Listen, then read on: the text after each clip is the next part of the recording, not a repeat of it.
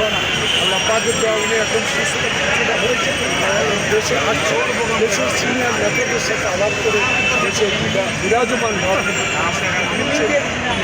বলবেন যদি দল মনে করে দল আগামী দিন যে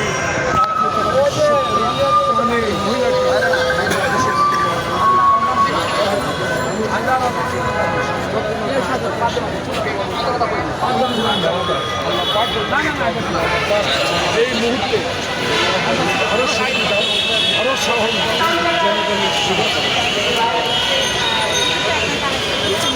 ওই যে গাড়িতে আচ্ছা আচ্ছা কই ওকে ওকে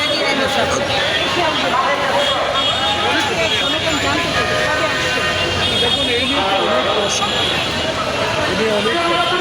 আমাদের ভারপ্রাপ্ত চেয়ারম্যান 16 বছর আন্দোলন করেছেন, তার নির্দেশে আমরা তার কর্মকাণ্ড অবলম্বন করেই আমরা আন্দোলন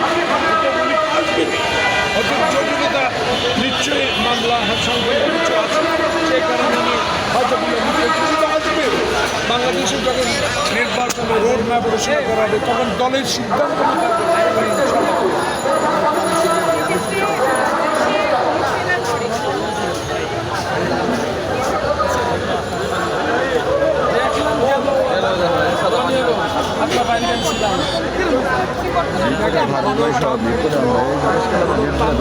আন্দোলন যিনি 16 বছর করেছেন, যিনি 111 নিষ্ঠুরতা সহ্য করে দেশের বাইরে চলে গেছেন, অতএব ওনাকে গণতন্ত্র শিখাতে উনি গণতান্ত্রিক নেতা হিসাবে ইতিমধ্যে পরিচিতি লাভ করেছেন এবং তার যে কথাবার্তা স্টেটসম্যান যে কথা সেগুলো ইনশাল্লাহ বাংলাদেশে মানুষ গ্রহণ করছে। অচিরে উনি ফেরত আসবেন এবং দলের দায়িত্ব গ্রহণ করবেন, দলকে সুন্দরভাবে পরিচালনা করবেন। Thank you.